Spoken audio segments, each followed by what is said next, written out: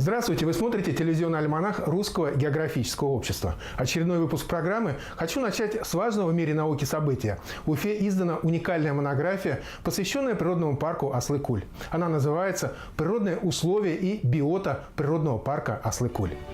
Авторами научного труда являются ученые Уфимского института биологии Российской академии наук, Научно-исследовательского института безопасности жизнедеятельности, Башкирского государственного университета, Института экологической экспертизы и биоинформационных технологий, Федерального научного центра биоразнообразия наземной биоты Восточной Азии РАН, Института лесоведения РАН, действительные члены Русского географического общества. Редакторы книги – директор Уфимского института биологии, доктор биологических наук, профессор Василий Мартыненко и член-корреспондент Академии наук Республики Башкортостан, заслуженный деятель науки Российской Федерации и Республики Башкортостан Борис Миркин. В книге представлена характеристика природных условий, ландшафтов, флоры и фауны парка. Это самое крупное озеро Придуралья. Оно находится на особо охраняемой природной территории, природный парк. Но кроме самого озера входят еще окружающие ландшафты в природный парк. И эта монография, это научное издание об этом природном комплексе. Оно включает в себя и характеристику ландшафтов, рельефа, климата, растительности, бентоса озера, животного мира, а также отдельные разделы посвящены здесь редким краснокнижным видам растений, редким краснокнижным видам животных, и отдельный раздел посвящен самому большому болоту в Башкирии Придуралья, это Берказан-Камыш, которое было обводнено недавно. Тут характеристика и торфяной составляющей этого болота, и особенности торфонакопления, и истории, и так далее. Монография предназначена для экологов, биологов, ботаников, почвоведов, студентов вузов биологических и географических направлений, сотрудников особо охраняемых природных территорий и для широкого круга читателей, интересующихся природой родного края.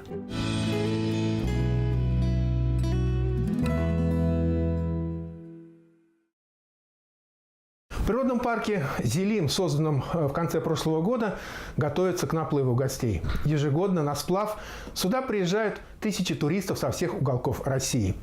Как встает на ноги новый природный парк? Какие задачи решают его сотрудники? Об этом мы спросили у начальника парка Зелим Азамата Ибатуллина. Мы будем работать по двум программам. Это работа по самому парку, и плюс еще у нас очень интересная работа, это по медовая тропа, называется вторая программа, Алтын-Сулук. Уверен, что дело у нас пойдет хорошо. Нам администрация выделила офис в оздоровительном комплексе Зелим. Название одинаковое. У нас есть очень красивое такое здание в райцентре. Плюс мы собираемся построить в деревне Миндяшево еще одно здание. Мы планируем построить в деревне Талпарова. Это будет как раз сердцевина парка, это в центре. В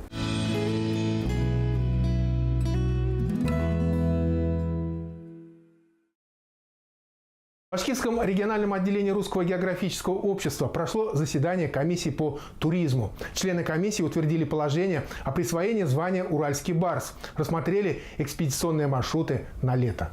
Среди них экспедиция Михаила Грачева в мае в Чегемское ущелье, одиночное восхождение на пик Мустая-Карима Олега Чагадаева, экспедиция в Грузию с восхождением на Казбек Александра Лынника.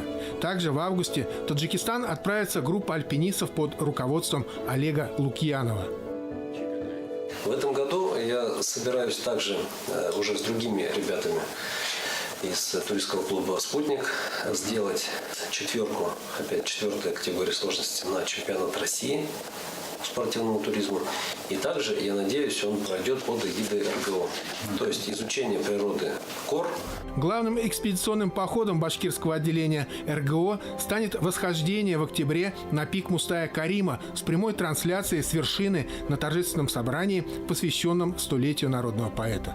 Также на заседании комиссии обсуждались вопросы, связанные с обеспечением безопасности восхождений на вершины Урала участников проекта «Уральский барс». Решено провести цикл обучающих семинаров, обеспечить обязательную регистрацию групп и одиночных восходителей в МЧС. В конце апреля пройдет круглый стол с участием средств массовой информации, посвященный безопасному туризму.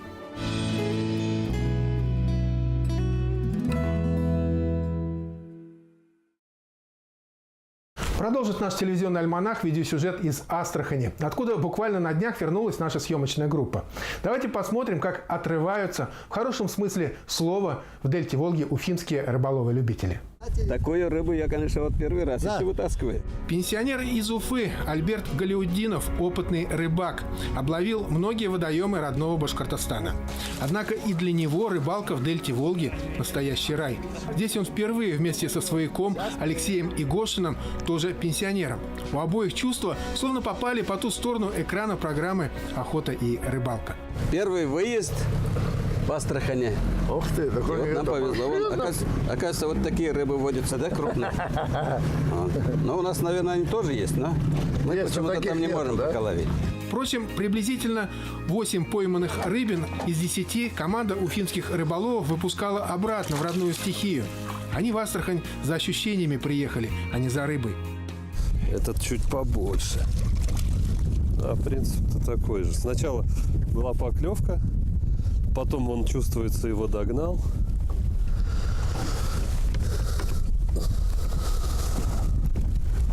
Вот так. Ну, это второй заброс, второй жерех. Выпускай.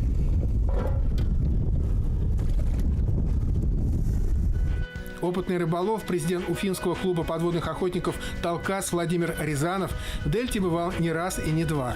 И даже на память может найти сазание место или жереховую яму. 4 дня Владимир провел на рыболовной базе «Подводный рай». Поймал более 30 жерехов и не менее 20 сазанов. Домой повез всего 8 экземпляров. Остальную рыбу выпустил. В этом году произошли изменения в правилах рыболовства в Астраханской области. Например, в суточной норме вылова рыбы. Она составляет 5 килограммов на сазана, щуку, судака и 10 килограммов на жереха, окуня, карася. Суммарная суточная норма вылова для всех видов, кроме сама, не более 10 килограммов или один экземпляр более 10 килограммов. Рекордный вес сазана, пойманного рыбаками в эти дни на базе, составил 9 килограммов 600 граммов. Поймал одного такого и отдыхай весь день. Заслужил.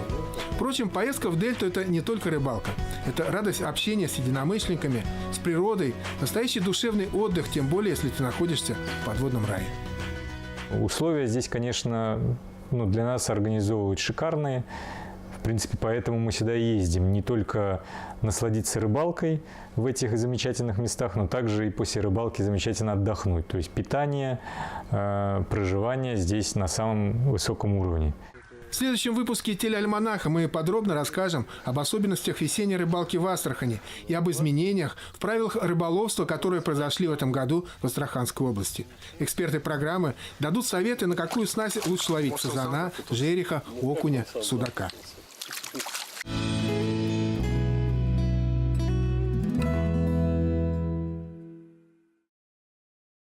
А сейчас я предлагаю вам посмотреть вторую часть фильма «Южные широты». Давайте вновь окунемся в подводный мир Красного моря и совершим увлекательное путешествие на яхте «Гелен». Ночной переход, и ранним утром мы просыпаемся уже далеко от Сафаги, центральной части Красного моря. Швартовый отдан на острове Биг Бразер. Старший брат встретил нас ярким южным солнцем и качкой. Благодаря последней все наши погружения в районе острова будут проходить не с яхты, а с зодиаков, которые будут вывозить нас в район рифа. Гелен стал на якорь точно напротив маяка. Предельная глубина первого утреннего погружения на старшем брате 30 метров. Вообще, старший брат, конечно, остров, но под водой он риф. И стены этого рифа отвесно уходят вниз на многометровую глубину. На какую, знают, наверное, только акулы. Острова Бразерс, старший и младший, дайверская Мекка Красного моря. Здесь можно встретить почти всех его обитателей – рифовых, околорифовых и пелагических. Нас удивили гигантские Наполеоны, спокойно проплывающие на расстоянии вытянутой руки. Кто-то даже пытался погладить одного из них, хотя это не принято в дайверском сообществе и считается дурным тоном. Морские окуни и кузовки, затаившиеся в многочисленных расщелинах рифа, обиженно реагировали на яркий свет подводной видеоаппаратуры. И лишь подслеповатая Мурена не могла понять, в чем дело, почему так светло стало в ее убежище. Что-то не то, надо искать другое укромное место. Немалых трудов на большой волне стоило нам забраться обратно в наш зодиак. И вот мы опять на Гелене. Обсуждаем первое впечатление от первого серьезного погружения в южных широтах. Делимся впечатлениями. Андрей Горбунов, инструктор по техническому дайвингу из Перми, один из самых опытных участников нашего сафари, подводит его итоги. Было очень удобно и комфортно, что в этот раз не было большой волны, которая часто бывает в этих местах. То есть производили заброску с зодиака достаточно комфортно, быстро достигли точки погружения. Значит, зашли в воду и удивила видимость, прозрачная вода. Ребята говорили, что видели даже 2 акул. То есть я тоже где-то так вот мельком увидел, как акула рыбу гоняла. Достаточно большие стаи рыб перемещались. Второе погружение на старшем брате. Это наш первый РЭК, затонувший корабль. В 1901 году английский грузовой корабль «Нумидия» налетел на риф в северной части острова. Остатки сухогруза разбросаны на глубинах от 7 до 80 метров. Мы доходим до отметки 33 метра. Для нас, использующих для дыхания под водой обогащенную кислородом воздушную смесь Nitrox, это максимально допустимая глубина. Ниже этой отметки вполне возможно кислородное отравление. Кстати, кислородное отравление намного страшнее, чем азотное опьянение. Если при азотке теряешь контроль и засыпаешь, при кислородном отравлении просто наступает паралич.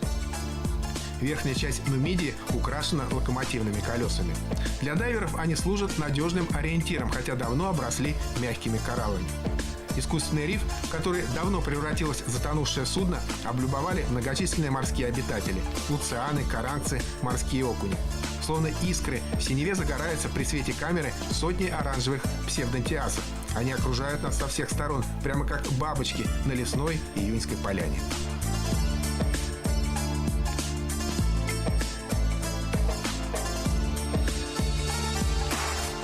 Вот он, Big Brother во всей его красе. Свет монументального маяка ночью виден за десятки миль. Рядом с островом большое судно. Это военный корабль. Он привез на Big Brother пресную воду, провиант, солярку для дизельной электростанции и, конечно же, смену караула. На острове находится небольшая военная база. Точка-то стратегическая для Египта. Наверное, вот так же в 1957 году пыталось причалить в шторм к острову военно-транспортное судно «Аида-2» для смены военного гарнизона. Корабль ударился о западную оконечность рифа, получил пробоину и затонул. Его останки лежат на глубинах от 30 до 60 метров. Мы ныряем на 33 метра. Слава богу, все 140 человек, находившихся на этом судне, спаслись. Их подобрал проходивший рядом корабль. Сегодня на Аиде прописались псевдоболихты и баллистоиды. Эти рыбы – территориальные одиночки. В период размножения они становятся чрезвычайно агрессивными. Я сам был свидетелем, как синеперый баллистоид, вот он в кадре, напал на гида-араба во время одной из моих поездок на Красное море.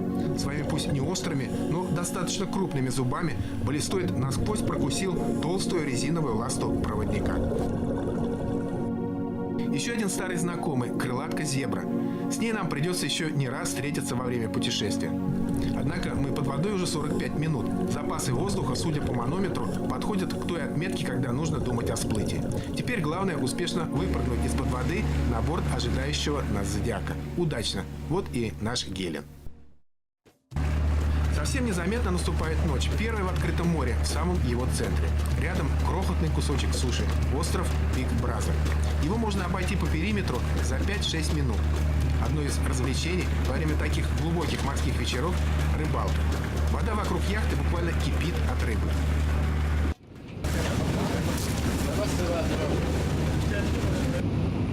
Пока мы спали, наша яхта сменила свою дислокацию и плавно пришвартовалась к острову Младший брат – Little Brother. Он находится в пределах видимости от старшего брата. раннее утреннее погружение. Ныряем с борта яхты. Движение под водой очень оживленное, в том числе и с применением подводных транспортных средств. Здесь, на младшем брате, мы погружаемся 2 раза на 28 и на 24 метра. Настоящее рыбье царство. Рыбы-дудки, крупные луцианы. Это на стене рифа. А если взглянуть в синеву, можно увидеть и настоящих охотников, хозяев красноморских глубин, барракуд, тунцов и акул. Свой политес дайверам высказывает гигантский Наполеон. В прибрежных зонах Красного моря таких уже не осталось, а здесь, в открытом море, можно встретить. На младшем брате, вернее под ним, на стенке рифа, царит настоящая какофония цвета. Кажется, что самый сумасшедший на свете художник утопил здесь свой мольберт с палитрой. Может быть, от этого сумасшествия красок и решила повеситься на петле эта мурена. Мы долго за ней наблюдали. К счастью, суицид не удался. Во время погружения в районе младшего брата 2 нашим группам из 3 повезло. Участники экспедиции отчетливо на достаточно близком расстоянии видели 2 акул. Акулу молота и лангемануса, серую рифовую. Что ж, счет открыт. Таких акул увидели. Короткий южный день идет на убыль. Уже на закате снимаемся с якоря. Прощайте, братья. Впереди 10-часовой ночной переход. Звучит команда задраить все люки в каютах. Куда плывем, капитан? Are you the problems with navigation to the night? No. I hope so. Ну вот, люки задраили, лишние вещи с палубки убрали, чтоб не сдуло. Ужин. Оказывается, непростой, праздничный. Сегодня одна из участниц экспедиции, Ирина Тайметова, совершила свое 100-е погружение в открытой воде. Это вполне юбилей.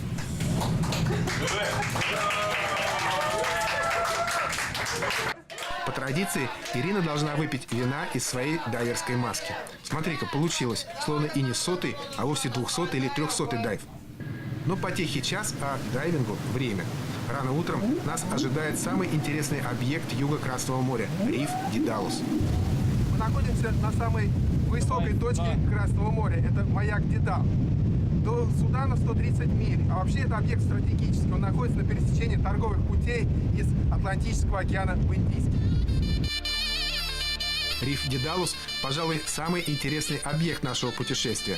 Маяк здесь был построен в 1863 году.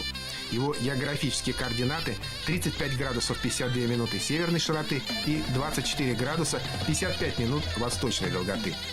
Дедалус – общепризнанный красноморский дайверский сайт, на котором ныряльщики обязательно встретятся с хаммерхедами – акулами-молотами. На рифе искусственно насыпан песчаный остров. На острове, кроме маяка, стоит еще одно высотное сооружение – антенна связи. Египтянин Хадди на маяке живет 2-й месяц. До окончания вахты ему осталось еще 2 месяца. Кроме него, на маяке работают еще 3. Основной рацион питания, по словам Хадди, это рыба.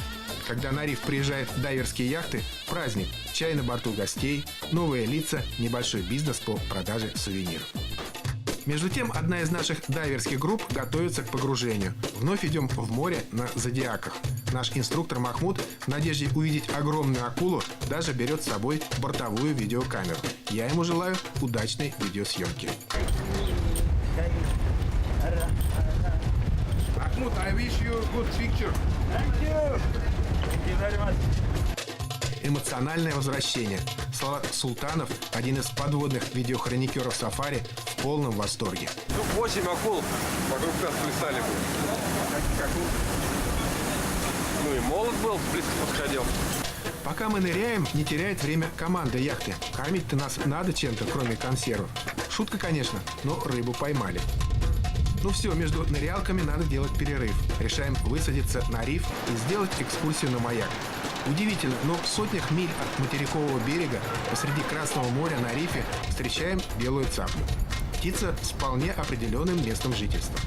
Питается, скорее всего, всякой морской живностью, обитающей на мелководье вокруг насыпного острова. На рифе Дедалус у нас 2 нырялки 32 метра и 25. Обе связаны с наблюдением за акулами. Однако, кроме акул, Дедалус нам дарит общение и со многими другими морскими обитателями. Наполеоны, мурены, крылатки, тунцы, зеленые черепахи, рыбы-крокодилы и даже семейная пара осьминогов. Скорее всего, они молодожены. Только жених может так трепетно держать за щупальца свою восьминогую невесту. 4-е погружение в этот день ночное. стали на якорь в окрестностях Марса-Алама. Это самый южный курортный город Египта. Дайв-сайт называется Марса Шуна. Глубина небольшая, до 12 метров. Включаем фонари и уходим под воду. Ночное море совсем иное. Ты словно в космосе, а вокруг загадочные обитатели неизвестной галактики. Нам повезло этой ночью. Мы увидели танец испанского танцора.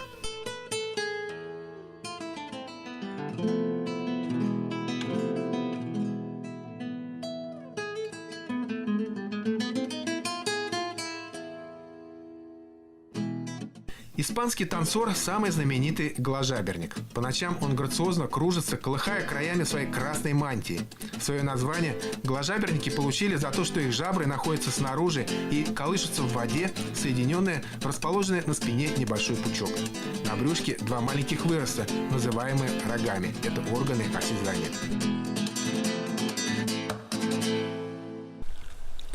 На календаре 18 мая, раннее утро. Сегодня предстоит сложное погружение. В нашей команде есть люди, которые от него отказались. Это личное право каждого дайвера. Не хочешь нырять – не ныряешь. Мы идем на Салем-экспресс. Кораблекрушение Салема называют крупнейшей морской катастрофой 20 века. Она произошла в 1991 году. Паром водоизмещением 1105 тонн возвращался из порта Саида в Хургаду. На его борт было продано 690 билетов. Однако, по неофициальным данным, на пароме находилось до 1000 паломников, совершивших хадж в Мекку и возвращающихся в Египет. Всего в 11 километрах от порта Сафага паром налетел на риф и быстро пошел ко дну. Трагедия произошла в считанные минуты. Команда даже не успела спустить на воду шлюпки. Они так и лежат сегодня на дне рядом с паромом. Спастись удалось только 180 пассажиров. Капитан разделил участь погибших. Сейчас Салем-экспресс лежит правым бортом на основании рифа. Корма на 10 метрах, нос на 32. Затонувший паром стал мемориалом. Было решено не доставать тела погибших. Однако были люди, у которых хватило совести поживиться на этом подводном кладбище. Говорят, что золото утопленников, найденное в трюмах парома, не принесло счастья ни одному из мародеров. Впрочем, проплывая по багажному отделению, я лично видел несколько чемоданов, совсем недавно споротых дайверскими ножами. Видимо, богатство погибших паломников не дают покоя мародерам и по сей день. Тяжелое место и тяжелая аура вокруг. Увлекшись съемкой, меня привлекла надпись на английском «Happy Journey» – «Счастливого путешествия». Я и не заметил, что мои товарищи уплыли, а я остался один. Вдали увидел отблески фонарей, плыву на них. Нет, это не моя группа. Что ж, все же лучше, чем плыть одному. Через несколько минут понимаю, что у этой группы совсем другой маршрут и, соответственно, совсем другой расход дыхательной смеси. Смотрю на манометр. У меня осталось 50 бар.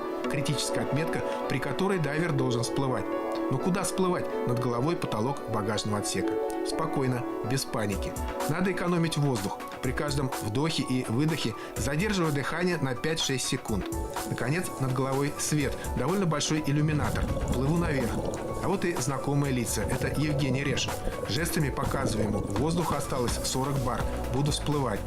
Всевидящий Махмуд тут же подплывает ко мне, объясняет жестами: плыви к корме, там привязан канат. По нему поднимешься на борт яхты. Что я и делаю. Да, это был очень серьезный дайв.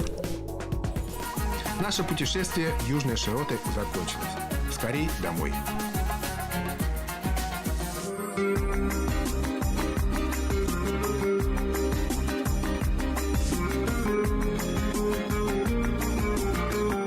Пришло время прощаться. До встречи. Жду ваших откликов и предложений на сайте rgo-rb.ru и в группе «Моя планета Башкортостан» в Фейсбуке. До свидания.